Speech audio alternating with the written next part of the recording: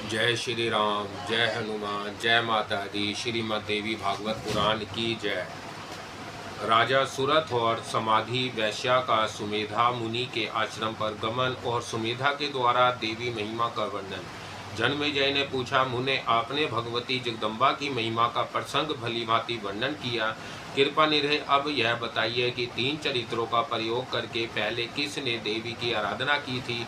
संपूर्ण कामनाओं को पूर्ण करने वाली यह देवी सुपूजित होकर पहले किस पर प्रसन्न हुई थी और किसे महान फल भागी होने का सुअवसर प्राप्त हुआ था।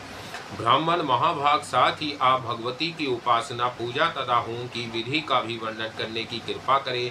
सूत जी कहते हैं, राजा जन्मेजय की बात सुनकर सत्यवती नंदन व्यास जी प्रसन्नता पूर्वक माया की महिमा का प्रसंग महाराजा को सुनाने लगे। व्यास जी कहते हैं, प्राचीन समय की बात है, सवारोचित मनवंतर में सुरथ नाम के एक राजा थे। उनका स्वभाव बड़ा उदार था। प्रजा पालन में उनकी बड़ी तपस्या थी। वह सत्यवादी, कर्मनिष्ठा, ब्राह्मणों के उपासक, गुरु में श्रद्धा रखने वाले और सदा अपनी पत्नी से ही प्रेम करने वाले थे। उन दानशील नरेश का किसी से कोई विरोध नहीं था। धनुर्विद्या के वह पारंगत थे। यों राज्य की रक्षा में तत्पर रहने वाले राजा सुरथ का कुछ पर्वतवासी मलेच्छों से सामना हो गया। उन मलेच्छों ने अनायास उनसे शत्रुता ठान ली। मद के अभिमान में चूर रहने वाले वह मलेच्छ हाथी, घोड़े, रथ और पैदल सैनिकों से सुसज्जित अपनी चतुरंगिनी सेना लेकर आ पहुंचे। अब उन भयंकर मलेच्छों के साथ सुरथ का भयानक युद्ध होने लगा। यद्यपि मलेच्छ निर्बल थे और उनकी अपेक्षा राजा में अद्भुत बल था, फिर भी देववश राजा सुरथ युद्ध में उनसे हार गए। उत्साहहीन होकर उन्होंने अपने नगर की राह पकड़ ली। नगर में सुरथ का दुर्ग अत्यंत सुरक्षित था। उसके चारों ओर किले थे। वहां पहुंचकर उन्होंने देखा कि उनके प्रधान सहयोगी शत्रु पक्ष के अधीन हो चुके हैं। विचार किया, इस किलों से सुरक्षित विस्तृत दुर्ग में रहकर समय की प्रतीक्षा की जाए अथवा युद्ध किया जाए। मंत्री शत्रु पक्ष के समर्थन हो गए हैं, अतः उनसे परामर्श करना सर्वथा अनुचित है। वह फिर सोचने लगे, कहीं शत्रु के आश्रय में रहने वाले ये मेरे दुराचारी मंत्री ही यदि मुझे शत्रुओं के सामने उपस्थित कर देंगे तब क्या होगा। इन नीच बुद्धि वालों के प्रति कभी भी विश्वास नहीं करना चाहिए। जो लोग लोभ के अधीन हो गए हैं, उन मनुष्यों द्वारा कौन सा काम नहीं हो सकता। लोभ में भरा हुआ मानव पिता, भ्राता, मित्र, सुहृद, बांधव, पूजनीय गुरु एवं ब्राह्मण का भी निरंतर देशी बन जाता है। इस समय मेरा दुराचारी मंत्रिमंडल शत्रु वर्ग के आश्रय में चला गया, अतः इन दुष्टों के प्रति मुझे कभी पूरा विश्वास नहीं करना चाहिए। यों भली भांति विचार करने के पश्चात राजा सुरथ अत्यंत निराश होकर घोड़े पर चढ़े और अकेले ही नगर से निकल पड़े। उनके साथ एक भी सहायक नहीं था। वहां से वह एक बिहड़ वन में चले गए। फिर उन बुद्धिमान नरेश ने सोचा, अब कहाँ चलना चाहिए। यहाँ से 3 योजन की दूरी पर सुमेधा नाम एक महान तपस्वी मुनि का पवित्र आश्रम है। यह बात उनके ध्यान में आ गई, अतः वह वहीं चले गए। नदी के तट पर वह सुरथ स्थान था। बहुत से वृक्ष उस आश्रम की शोभा बढ़ा रहे थे। वहाँ सभी पशु वैर शून्य होकर चरते थे। कोयलों की मधुर कूक सुनाई दे रही थी। अध्ययनशील विद्यार्थियों के स्वर गूंज रहे थे। सैकड़ों मृगों से वह आश्रम सुशोभित था। सुंदर फूल और फल वाले अनेक वृक्षों से वह स्थान भरा पूरा था। वह आश्रम अग्निहोत्र के धुएं से प्राणियों को सदा प्रसन्न किए रहता था। नित्य तुमुल वेद ध्वनि के कारण वह स्वर्ग से भी अधिक सुंदर जान पड़ता था। उस आश्रम को देखकर राजा सुरथ के मन में बड़ी प्रसन्नता हुई। उन्होंने निर्भय होकर मुनि के उस आश्रम पर विश्राम करने का निश्चय कर लिया। घोड़े को एक वृक्ष में बांध दिया और वह आश्रम में चले गए। वहां देखा, साखू वृक्ष की छाया में मृग चर्म के आसन पर सुमेधा मुनि विराजमान है। मुनि जी शांत होकर विद्यार्थियों को वेदांत पढ़ा रहे थे। तपस्या से उनका शरीर दुर्बल हो गया था। क्रोध, लोभ आदि द्वंद्व भाव उनमें बिल्कुल नहीं थे। मन में डाहा का निरंतांत अभाव था। वह सत्यवादी मुनि शांति पूर्वक निरंतर आत्मज्ञान का चिंतन करते रहते थे। उन्हें देखकर राजा के मन में उनके प्रति अपार श्रद्धा उत्पन्न हो गई। वह उनके सामने दंड की भांति भूमि पर पड़ गए और सिसपान प्रणाम करने लगे। उस समय सूरथ की आंखें आंसुओं से डबडबा गई थी। तब मुनि ने बार बार उठने के लिए आग्रह करके उनसे कहा, तुम्हारा कल्याण हो। मुनि का संकेत पाकर विद्यार्थी ने राजा को एक आसन दे दिया। आदेशानुसार राजा उठे और उस आसन पर बैठ गए। मुनि जी ने अर्ध पाद आदि के द्वारा महाराज सूरथ का विधिवत स्वागत किया। पूछा, आप कौन हैं, कहाँ से पधारे हैं और क्यों इतने चिंतित है? अब आप इच्छानुसार अपना मनोभाव व्यक्त करें। आप किस प्रयोजन से यहाँ आए हैं? मन में कौन सा विचार उपस्थित है? अवश्य बतावें। आपका कोई असाध्य भी मनोरथ होगा तो मैं उसे पूर्ण करने का प्रयत्न करूँगा।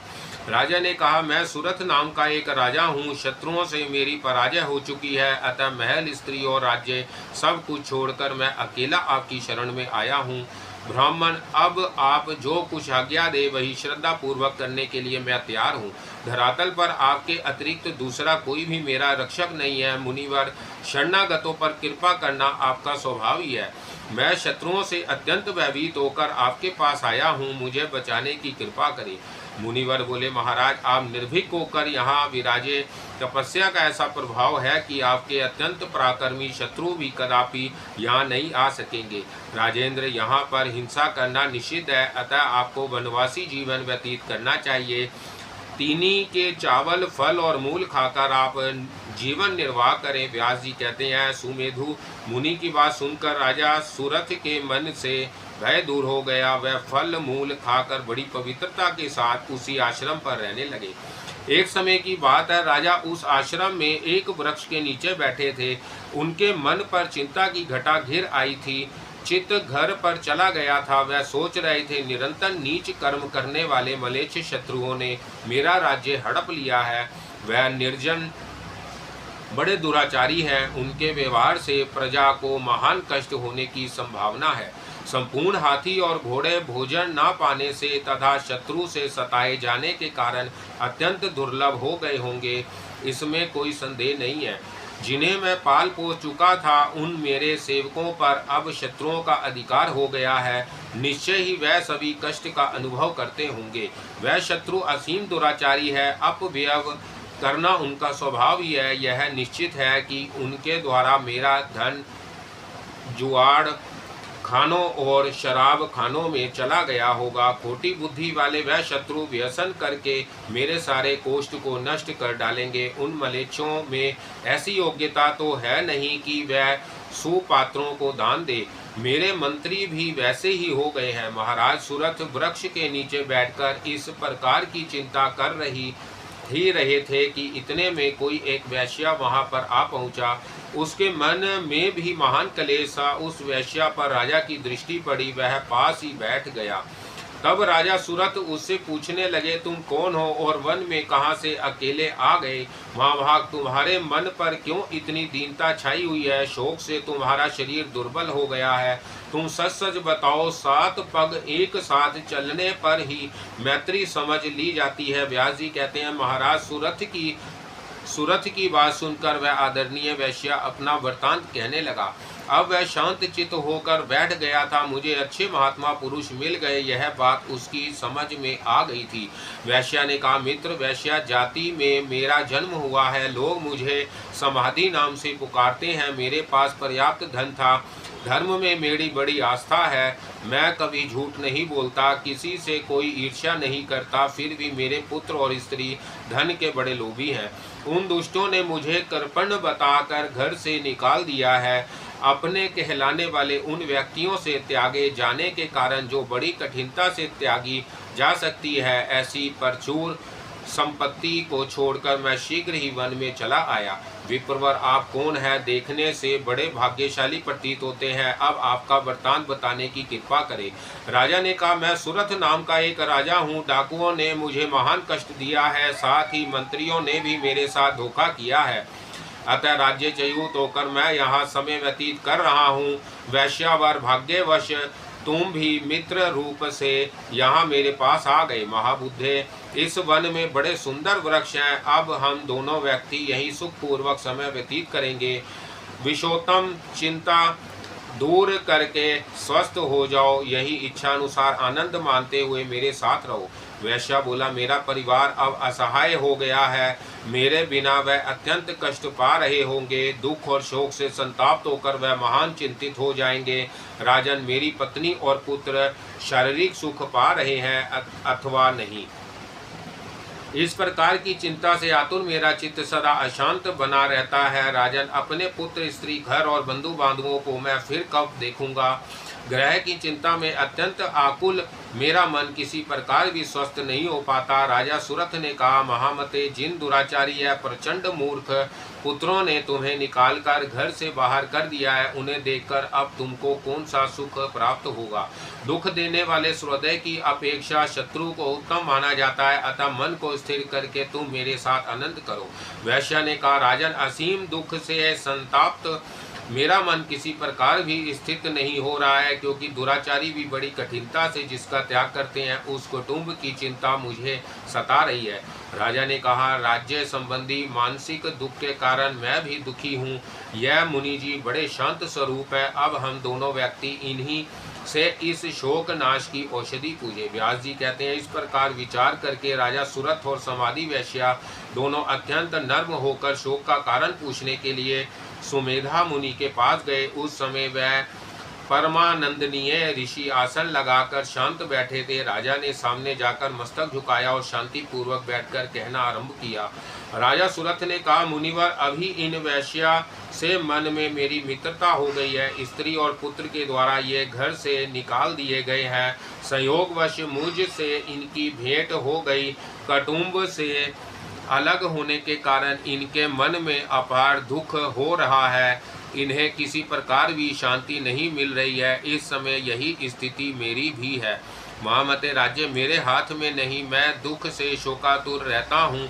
व्यर्थ की चिंता मेरे हृदय से बाहर नहीं निकल पाती। सोचता रहता हूँ, अब मेरे घोड़े दुर्बल हो गए होंगे, हाथियों पर शत्रुओं का अधिकार हो गया होगा। मेरी अनुपस्थिति में सेवकगण कष्ट से समय व्यतीत करते होंगे। क्षण मात्र में शत्रुओं द्वारा मेरा सारा कोष भंडार नष्ट भ्रष्ट हो जाएगा। इस प्रकार की चिंता से चिंतित रहने के कारण मुझे रात में सुख की नींद नहीं आ रही है। मैं जानता हूँ यह संपूर्ण संसार स्वप्न की भांति मिथ्या है। प्रभु, इस विषय की पूर्ण जानकारी होने पर भी निरंतर संसार में चक्कर काटने वाला मेरा मन स्थिर नहीं हो पाता। मैं कौन घोड़े, कौन हाथी, कौन और ये बंधु बांधव कौन पुत्र कौन और मित्र कौन, जिनका दुख मेरे हृदय को संताप कर रहा है, जनता हूँ, यह बिल्कुल भ्रम है। फिर भी मेरे मन में संबंध रखने वाला मोह दूर नहीं हो पाता। इसमें कौन सा ऐसा कारण है? स्वामी, आपको सभी बातें विदित है। संपूर्ण संदेहों का निवारण करने की आप में योग्यता है। दयानिधे, अब मेरे तथा इन वैश्य के मोह का कारण बताने की आप कृपा करें। व्यास जी कहते हैं, इस प्रकार राजा सुरथ के पूछने पर मुनिवर सुमेधा ने उनके प्रति शोक और मोह का विनाश करने वाले उत्तम ज्ञान का उपदेश देना आरंभ कर दिया। ऋषि बोले, राजन सुनो, मैं बंध और मोक्ष का कारण बताता हूँ। संसार के सभी प्राणियों को मोह में डालने वाली महामाया है, यह बात प्रसिद्ध है। समस्त देवता, मनुष्य, गंधर्व, नाग, राक्षस, वृक्ष, लता, पशु, मृग और पक्षी, ये सब के सब माया के अधीन है। उसी महामाया के प्रभाव से प्राणी मोह में जकड़ा रहता है। मानवीय सृष्टि में एक क्षत्रिय के यहाँ तुम्हारा जन्म हुआ है। तुम में रजोगुण की विशेषता मानी जाती है। बड़े बड़े ज्ञानियों के चित्त को भी ये माया सदा मोहित किए रहती है। इसके अनंतर ऋषि ने भगवती महामाया की और भी शक्ति, महत्ता तथा गुणावली का वर्णन किया। राजा सुरथ ने कहा, भगवान, आप अब उन भगवती महामाया का स्वरूप और उत्तम बल मुझे बताने की कृपा करें। साथ ही उनके प्रकाट्य का कारण और यहाँ वह पदार्थी है उस स्थान का परिचय भी कराए। सुमेधा ऋषियों ने कहा, राजन, ये भगवती महामाया अनादि है, अतः कभी भी इनकी उत्पत्ति नहीं होती। सर्वोपरि विराजमान रहने वाली ये देवी नित्य स्वरूपणी है, कारणों की भी ये कारण है। राजन, ये शक्तिमय देवी सर्वात्मा रूप से संपूर्ण प्राणियों के भीतर विराजमान रहती है। यदि अंतकरण से ये अपना आसन हटा ले तो प्राणी मुर्दे के समान प्रतीत होने लगता है, क्योंकि समस्त देहधारियों में जो चित्त शक्ति है वह इन्हीं का रूप है। इनके प्रकट और अंतर्दान होने में देवताओं के कार्य निमित्त होते हैं। राजन, जिस समय देवता अथवा मनुष्य इनकी स्तुति करते हैं तब संपूर्ण प्राणियों का दुख दूर करने के लिए यह भगवती जगदम्बा अनेक प्रकार के रूप धारण करके भांति भांति की शक्तियों से संपन्न हो कार्य संपादन करने के विचार से स्वेच्छापूर्वक प्रकट हो जाती है। भूपाल, अन्य समस्त देवताओं की भांति इन पर देव का प्रभाव नहीं पड़ सकता। यह पूर्ण स्वतंत्र है। पुरुषार्थ की व्यवस्था करने वाली यह देवी नित्य स्वरूपा है। काल का साहस नहीं कि इनके पास आ सके। यह सारा जगत दृश्य है। ब्रह्मा प्रभृति पुरुष इसके कर्ता ना होकर केवल दर्शक है। उन सद सादात्मिक का भगवती पर ही इस दृश्यात्मक जगत की रचना का भार है। मनोरंजन करने के लिए ब्राह्मण बनाकर उसमें ये ब्रह्मा जी को पुरुष रूप से स्थापित कर देती है। ब्रह्मा अवधि पर्यंत रंगमंचन पर रहते हैं, फिर शीघ्र संहार लीला भी संपन्न हो जाती है। इन सभी कार्यों की कर्ता धर्ता भगवती जगदम्बा ही है। इन्हीं की कृपा से ब्रह्मा विष्णु और शंकर को शक्ति मिली है, जिन्हें सावित्री, लक्ष्मी और गिरिजा कहा जाता है। अतः ब्रह्मा महामनुभाव देवेश्वर की उपाधि पाने पर भी इन भगवती का प्रसन्नतापूर्वक ध्यान है पूजन किया करते हैं। सृष्टि स्थिति और विनाश करने वाली भगवती जगदम्बा ही है, सब इन्हीं के अधीन है। राजन, भगवती जगदम्बा का यह उत्तम महात्मा मैंने अपनी बुद्धि के अनुसार तुम्हें सुना दिया। इनके चरित्र का था पाना मेरे लिए भी असंभव है।